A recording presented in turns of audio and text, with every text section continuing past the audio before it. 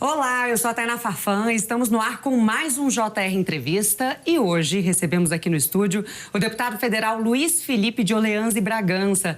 Deputado, seja muito bem-vindo ao JR, é um prazer te receber. Obrigado, Tainá, tá me recebendo aqui. Deputado, eu quero começar falando sobre uma proposta que o senhor relatou, está na Comissão de Constituição e Justiça, e o objetivo dessa proposta é justamente incentivar o jornalismo profissional, combater as fake news, além de criar mecanismos de igualdade entre plataformas digitais e jornais, rádio e televisão. Já começo te perguntando, o objetivo dessa proposta vai ser alcançado? Olha, eu espero que algumas partes dessa proposta a gente possa avançar, sobretudo naquela que valoriza o que o jornalismo entrega, que é a qualificação das informações e ter um profissional por trás da busca de informações sobre um tema. Eu acho que isso é importante manter isso, né? Não de uma maneira regulamentar, mas eu acho que é uma prática saudável de ter jornalistas profissionais. Agora, as plataformas, elas têm um modelo de negócio que é próprio delas. Elas não necessariamente conseguem entender esse ecossistema do jornalismo tradicional e de toda essa máquina de divulgação de informação que o jornalismo tradicional, de fato, comanda. Então, tem dois mundos aqui que precisam conversar de uma maneira, eu diria que mais produtiva, porque não cabe também fazer um protecionismo do jornalismo tradicional em detrimento do próprio jornalismo tradicional perder veículos de distribuição que são hoje plataformas naturais de comunicação pessoa a pessoa, de muito mais direta, e que têm um domínio aí sobre a opinião pública muito mais massivo. Então, é prejudicial até para o jornalismo tradicional seguir de uma maneira de cerrar o seu mercado e proteger o seu mercado de maneira regulatória. O que eu acho que a gente precisa fazer é achar uma base comum onde os dois modelos de negócio, tanto do jornalismo tradicional, das empresas tradicionais, como a Record, por exemplo, conseguem conviver com as novas plataformas. Acho que essa discussão a gente não teve ainda, de qual é a simbiose, qual é o denominador comum. Acho que os dois lados colocaram as suas postulações, eles não necessariamente se comunicam no atual momento, mas acho que existem bases comuns para que a gente possa estabelecer um acordo regulatório que não traga o governo para dentro desse relacionamento. Mas, deputado, só aprofundando um pouquinho mais, as Big Techs usam conteúdos que são produzidos pelo jornalismo profissional e não remunera. Não existe uma assimetria regulatória que precisa ser alinhada? Não é o momento de se discutir isso? Sim, acho que, olha, talvez não pela regulamentação, mas sim pelo incentivo de que as Big Techs e as mídias tradicionais estabeleçam uma plataforma de revenue sharing, de compartilhamento de receita, que seja independente de intervenção do burocrata ou do governo. Ou seja, uma empresa é livre de fazer os seus trâmites com a outra. É claro, o que podemos fazer do ponto de vista regulatório? É criar os incentivos regulatórios para que esses acordos se estabeleçam. Aí a Record estaria protegida, assim como a plataforma teria protegido o modelo de negócio deles, e não haveria uma disrupção muito grande do que é a comunicação. A comunicação, ela trabalha livremente. Os canais de comunicação têm mutado nos últimos 200 anos de formas violentas. Ninguém controla muito. E ninguém consegue, de fato, cercear a comunicação. Essa tem sido sempre um crescente. Então, a gente tem que entender essa dinâmica também. Eu acho que a adaptação a essa nova realidade é que é o fundamental. E o que a gente quer fazer, do ponto de vista até do livre mercado, na frente parlamentar do livre mercado, ao qual eu participo, é que a gente mantenha ainda o livre mercado se autorregulando e criar os incentivos para isso, se é que a gente pode ser tão ousado para tanto. Mas eu acho que, nessa questão, as propostas que estão aí na mesa têm que ser revistas. Eu acho que não podemos tramitar adiante com as propostas que foram colocadas. Ao mesmo tempo, não temos uma alternativa que é saudável para apaziguar essa dicotomia. Então, a gente precisa trabalhar. Eu acho que precisamos sentar com os dois grupos, mídia tradicional, a nova mídia, e ver quais são os denominadores comuns para que a gente possa ter um efeito regulatório do mínimo possível do ponto de vista de intervenção e o máximo possível de representação dos modelos de negócio. O senhor concorda, então, que deveria ter uma isonomia entre os meios, digamos assim, que uma composição amigável entre Big Techs e os veículos de comunicação seria o ideal? Sim, eu acho que os dois perdem, um aniquilando o outro. Eu acho que os dois perdem. É uma saída perde-perde. A mídia tradicional perde, querendo regulamentar ad nauseam a nova mídia, as novas plataformas, perde muito do que também seria importante para os seus jornalistas, para a sua marca, para a sua relevância na opinião pública, perde muito. Ao mesmo tempo, as Big Techs, se você não tem o profissionalismo na divulgação de informação, você está só dependente da informação completamente, eu diria que amadora, né? Voluntária, amadora, você também perde ter eu diria que um contraponto ao que seria a opinião pública livre. Então, eu acho que é importante até para um político trabalhar, entender o que é a opinião pública livre e entender o que as mídias estão colocando adiante como sendo uma pauta. Isso é a confrontação, é o que alimenta e o que fomenta até a multiplicação de informação. Então, eu acho que isso é muito saudável manter isso assim. Agora, tem que manter isso sem causar essas rusgas que a gente está vendo que tem alguns problemas aí que são causados, ao menos para a mídia tradicional. Então, quando o senhor defende o jornalismo profissional, dá para a gente entender que a remuneração dos veículos de comunicação é algo importante. Olha, sim, com certeza. Eu acho que os veículos de comunicação tradicional, eles têm um modelo de negócio. E dentro do modelo de negócio da nova mídia, das plataformas, alguns conseguem operar e acabam transmutando o seu modelo de negócio completamente. A gente viu isso na questão dos meios impressos, né? Os jornais perderam muito quando veio as mídias novas. No entanto, eles se transformaram em jornais online e menos em jornal de circulação física. Então, houve uma mutação. E eu diria que hoje eles estão melhores, porque eles conseguem atingir muito mais gente do ponto de vista mundial. Então, se tornaram até marcas mundiais. Ao mesmo tempo, acho que ainda ficam pecando em como é que eles se remuneram com isso, como é que eles monetizam esse tipo de informação. Então, ainda estão brigando com isso. Mas acho que muitos estão atingindo sucesso. Então, é um momento de transição. O que a gente não pode fazer é regulamentar de um jeito que a mídia tradicional suma completamente e não consegue fazer essa transmutação, talvez por falta de compreensão de como é que uma plataforma trabalha. Ao mesmo tempo, não podemos só privilegiar a plataforma e deixar isso matar completamente o que seria uma mídia tradicional, menos do ponto de vista local, porque existe sempre informação e essa informação, se não está vindo da mídia tradicional do Brasil, está vindo de outros meios de comunicação externos que estão mais bem organizados ou que já se adaptaram. Então, a gente tem que ter aí algum respaldo nacional do que seria a informação, ao menos, dada aqui dentro do Brasil. Eu vejo isso como sendo um caminho mais produtivo, sempre com a prioridade de manter o mercado livre, né? Manter o mercado livre. Eu acho que temos que ter aí um respaldo de proteção de informação, sim, de proteção de trabalho até, como muita mídia tradicional tem exigido. No entanto, eu acho que a questão do livre mercado, da interação livre entre as empresas, do mínimo de intervenção governamental, é o fundamental. Se começarmos a intervir demais, regulamentar demais, vamos matar os dois. Aí ficamos sem as plataformas e ficamos sem a mídia tradicional. Deputado, existe um movimento nos bastidores para que esse projeto não avance na Comissão de Constituição e Justiça. O senhor não acredita que essa proposta precisa ser discutida agora? Que se ela acabar não sendo discutida, atendendo esse movimento, a gente perde uma janela de oportunidade? Que esse é o momento de discutir esse assunto? Sim, eu espero que a gente coloque isso em prioridade, ao menos ainda antes do final do ano, com um texto alternativo. Acho que é importante a gente destacar e ter uma convergência, tanto da mídia tradicional quanto da mídia das novas plataformas, em torno de um novo texto. Porque o texto que está aí proposto gera desdobramentos que não são necessariamente bons para nenhum dos lados. E certamente vai gerar muita resistência do ponto de vista parlamentar. Então, a gente tem que, de uma maneira, eliminar o texto atual, mas propor um novo texto. Acho que esse que é o trabalho, é ter esse novo texto. Só rejeitar ou aprovar o texto, tentar aprovar o texto tal qual ele está hoje, na minha opinião, não é uma proposta vencedora. Temos que trabalhar essa saída que eu acho que ainda não foi feito esse exercício. Então, a intenção? Sim, a intenção, minha proposta é de a gente fazer esse exercício conjunto. Perfeito, até o fim do ano. Até o fim do ano, antes do final do ano. Deputado, agora eu já quero entrar num outro assunto. A gente está aqui na ressaca das eleições municipais.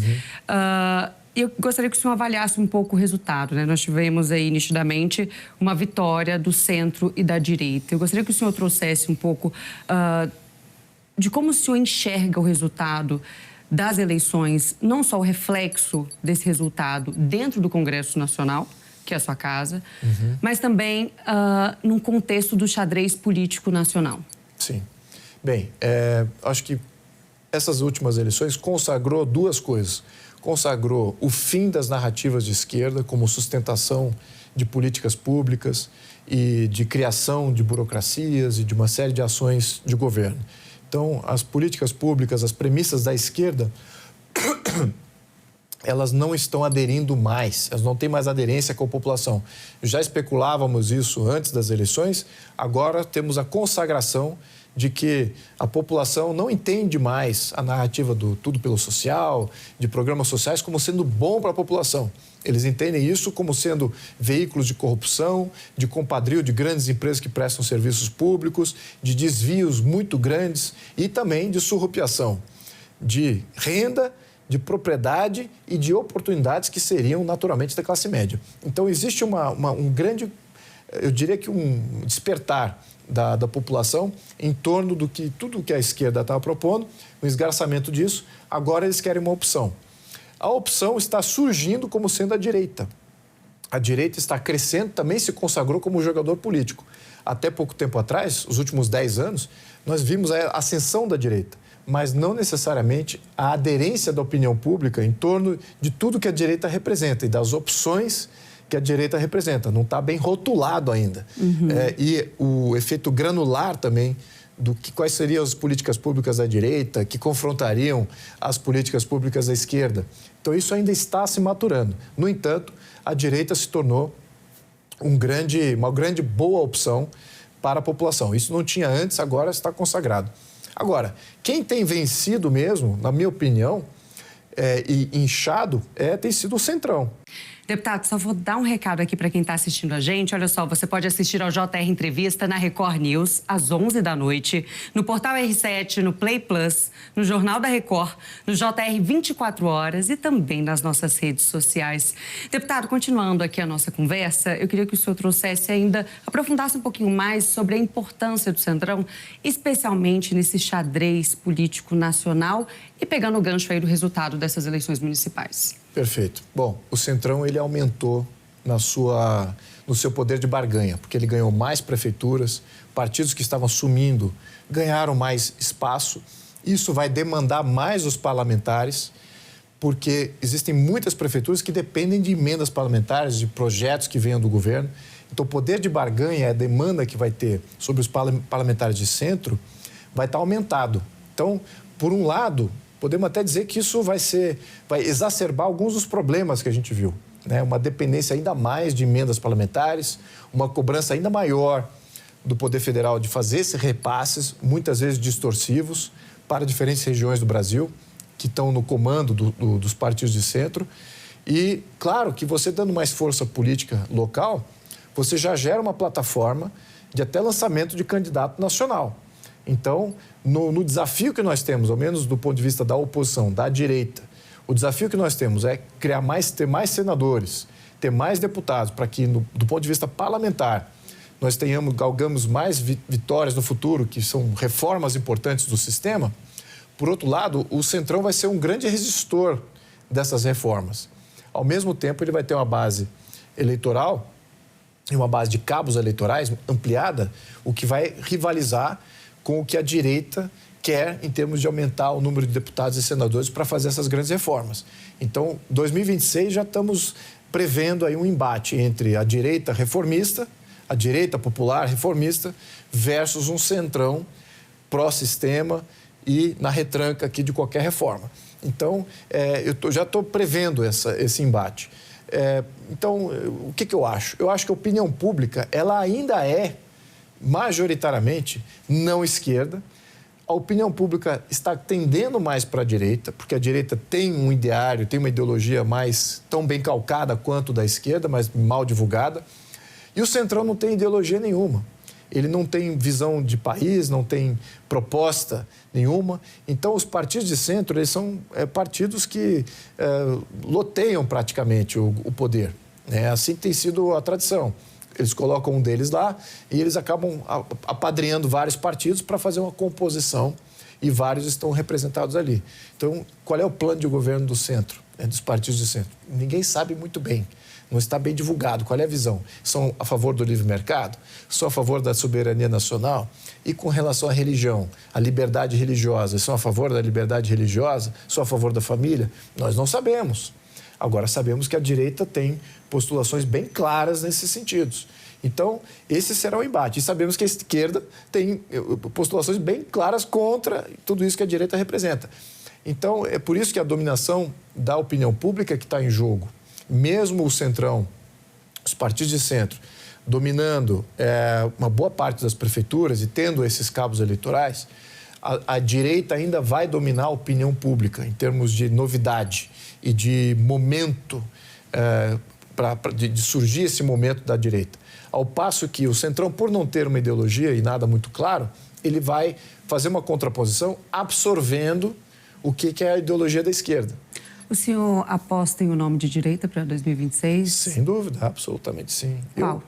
Eu acredito que o presidente Jair Bolsonaro vai se tornar elegível mais uma vez. Eu tenho essa confiança. É ruim para o país se nós não entregarmos isso, esse fechamento de história, porque eu não vejo justiça nenhuma no que foi julgado como o que o tornou inelegível. Eu não vejo fundamento. Mas considerando a inelegibilidade de Bolsonaro, tem algum outro nome que o senhor aposta? Para a direita? Uhum. Não, eu acho que esse é o único candidato da direita que reuniria a capacidade de fazer um pleito nacional e de ter um apoiamento popular, ao mesmo tempo de representar esse ímpeto de reforma, que é fundamental. Você não consegue fazer reformas impopulares se você não tem um líder popular dizendo que aquilo é bom. É importantíssimo isso. E o presidente Jair Bolsonaro é o único da direita que tem popularidade e que pode, em algum momento, obviamente que não agora, mas em algum momento, representar grandes reformas e dizer, olha, isso vai ser o melhor para o povo brasileiro. Mesmo que essas reformas aparentem, ou até mesmo sejam, reformas impopulares. Muito do que aconteceu na Argentina. A Argentina teve que fazer uma catequese da população, dizendo, olha, temos que fazer reformas profundas, vai ser doloroso para alguns segmentos, vai ser prejudicial para outros, mas vai ser melhor para o povo argentino. E eles entenderam. Então, perfeito, eu acho que a gente precisa passar pelo mesmo processo. Conversa tá boa, mas vou ter que chamar um rápido intervalo, é bem rapidinho. O JR Entrevista volta já já.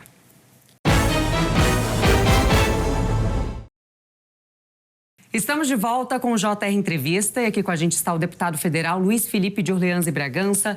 Deputado, eu já gostaria de falar sobre um assunto que o senhor acompanha bem de perto. O senhor é presidente da Frente Parlamentar pelo Livre Mercado. Essa semana vocês receberam representantes das plataformas de transporte por aplicativo e o senhor tem encabeçado debates sobre os efeitos da reforma tributária nesse tipo de serviço.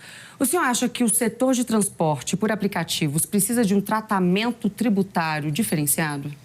Olha, eu acho que quanto menos tratamento de qualquer espécie que o governo dedique a esse setor, melhor. O setor está indo muito bem, livre de qualquer regulamentação, é assim que ele tem que estar. O máximo possível que seja mais próximo a isso é a nossa posição. O livre mercado no Brasil, ele não existe. O que temos aqui é um mercado regulado em todos os segmentos. E o que está dando uma saída para todos aqueles que não conseguem se encaixar em todas essas regulamentações? Muitos, ou seja, momentos de desemprego em algum desses setores altamente regulamentados. Eles vão para um setor não regulamentado. Um setor não regulamentado ainda, que está mais livremente sendo conduzido por eles próprios, é esse setor de aplicativo. Então, isso tem dado um escoamento, não só de potencial de oportunidade de ganhos financeiros e sustentação de várias famílias, mas também várias empresas provedoras de serviços que dão muito mais eficiência nessa questão de transporte público. E nós estamos vendo, talvez pelo nosso regozijo, ou seja, estamos muito felizes pelo ponto de vista do livre mercado, que existe ainda a possibilidade de termos um livre mercado atuante no Brasil, entregando resultados.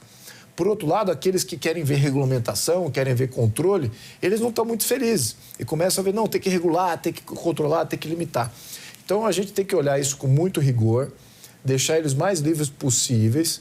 A questão tributária, ela incide, sem dúvida, temos que olhar se isso incide ou não, mas já incide dentro da pessoa física. Lembrando que, do ponto de vista pessoa física, ele já é tributado. As empresas que vêm se beneficiar não é necessariamente do transporte, é do agenciamento. Então, qual é a qualificação deles? Não pode se enquadrar dentro do atual modelo tributário como empresas de transporte e responsáveis por todo aquele trajeto. Elas são meros agenciadores de uma demanda e uma oferta. Então, é isso que eles são, uma agência praticamente, uma corretora. Então, passando por esse princípio, como corretor eles têm que ser tributados, né, como ação. Mas o que acontece é que o governo está vendo, não tem vínculo empregatício, não tem que garantir uma série de coisas com relação ao que eles estão fazendo em termos de atividade. Então, isso começa a onerar o setor de tal maneira ao ponto que eles resolvem sumir e não está mais no Brasil provendo o serviço.